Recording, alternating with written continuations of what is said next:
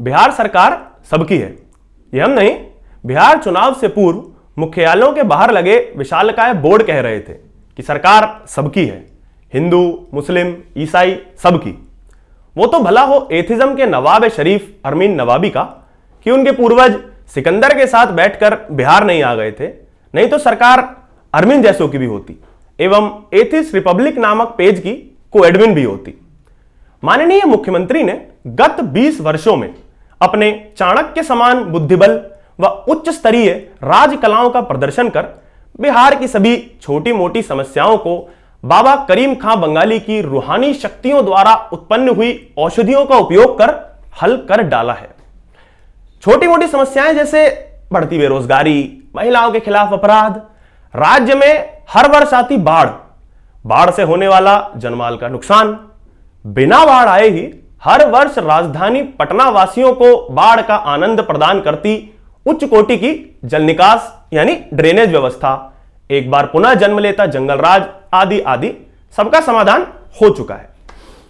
इस प्रकार की थर्ड वर्ल्ड समस्याओं को सुलझाने के उपरांत बिहार सरकार अब प्रथम वैश्विक समस्याओं को सुलझाने की ओर कदम बढ़ा रही है, जिनकी नींव उन्होंने रखी है मस्जिदों में नमाज पढ़वाने व अजान देने वाले इमामों को प्रतिमाह 15,000 रुपए वेतन के रूप में प्रदान करने से। अरे हां, हमें पूर्ण रूप से इल्म अदब व एहतराम भी है कि यह विश्व कल्याण का कार्य करने वाली बिहार सरकार सर्वप्रथम नहीं है। हम अपने चक्षुओं को तनिक कष्ट प्रदान करेंगे तो इस ज्ञान से अवगत हो पाएंगे कि इस समुदाय विशेष से गहन अनूठे प्रेम की इस दौड़ में आंध्र प्रदेश, तेलंगाना, मध्य प्रदेश, राजस्थान, केरल, पश्चिम बंगाल और अब तो उत्तर प्रदेश भी मीलों आगे निकल चुके हैं। निजी स्तर पर पूछा जाए तो मेरे विचार से अजान देने वालों के लिए केवल 15,000 का वेतन बहुत ही कम है। उन्हें तो माननीय प्रधानमंत्री जी की सर्वजन हिताय लखटकिया योजना के तहत 15 लाख वाली श्रेणी में डाला जाना चाहिए, और वो भी सीधा खाते में। वो गुस्से में पैसे का इधर उधर निकल जाए, अच्छा नहीं लगता ना। पेरिस, स्वीडन, इंग्लैंड से समाचार आना।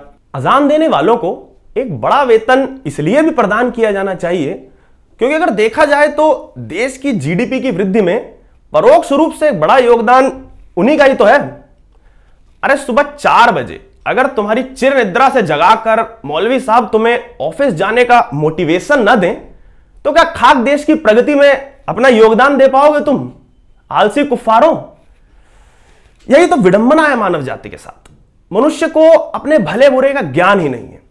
एक इंसान जीवन में सकारात्मकता की ओर जाने के लिए प्रोत्साहित कर रहा है तो उसका वेतन बढ़ जाने से जलने लगते हैं।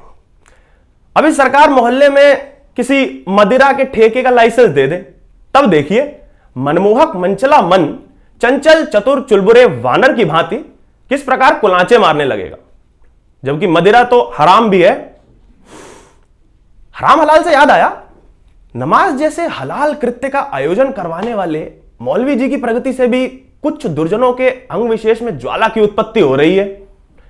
इससे यह तो स्पष्ट है कि मानवता की भलाई की राह में जो मनुष्य कार्य करेगा उसे बढ़ता देख यह समाज सदा नीचे खींचता रहेगा।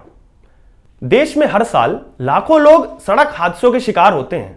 बड़े बड़े अभियंत्रक, प्रशासन, सरकारें तक इस समस्या का समाधान नहीं खोज पाई हैं क्योंकि समाधान केवल एक है, न सड़क पर वाहन चलेंगे न ही हादसे होंगे, तो सड़क ही बंद कर दो। रिश्ता भाई सोच नहीं। बंगाल में यह उपाय पूर्ण रूप से सफलता की ऊंचाइयां छू रहा है। नहीं मानते हैं तो देख लीजिए सड़क हादसों से मरने वालों का बंगाल का डेटा। वहां सड़क हादसों में मरने वालों की संख्या इतनी कम हो गई है कि चिंताजनक दीदी को अपने पार्टी कार्यकर्ताओं की मदद से अप्राकृतिक मृत्युओं के आंकड़े को संतुलित करना पड़ा। और इसी सड़क रोको जीवन बचाओ के अति महत्वपूर्ण कार्य कर रहे मौलाना जी की महीने के वेतन में महीन सा इंक्रीमेंट क्या हुआ, जनता की पुनः नहीं, बार बार नहीं बोलूंगा।